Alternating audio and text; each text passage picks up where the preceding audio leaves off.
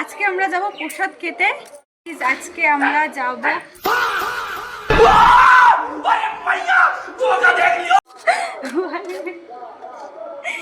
আমি কুকুর দেখলে খুব ভয় পাই, তাই আজকে আমরা যাব প্রসাদ খেতে।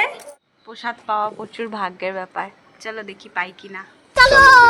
তো এখানে 1 মাস যাবত আর কি কীর্তন হয়, আর একদম শেষের দিন আর কি প্রসাদ খাওয়ানো হয়। তো আমরাও চলে এসেছিলাম, জায়গা পাইনি। আচ্ছা ঠিক আছে।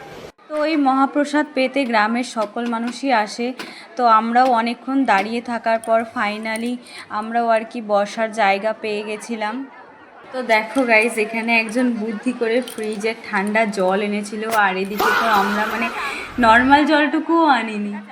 তো প্রসাদের মেনুতে প্রথমেই কচুর শাক পড়ে গেছিলো, তারপরে পড়ে গেছিলো শুক্তোর ডাল, তারপরে ছিল আলু পটল আর সোয়াবিন একটা তরকারি, আর শেষ পাতে পায়েস দিয়ে কমপ্লিট হলো। তো মেন ব্যাপার এখানে হচ্ছে প্রসাদ কতটা টেস্টি সেটা নয়, মহাপ্রসাদ পাওয়াটাই হচ্ছে ভাগ্যের ব্যাপার। তো আমাদের ভিডিওটা ভালো লাগলে অবশ্যই চ্যানেলটা সাবস্ক্রাইব করে দিও।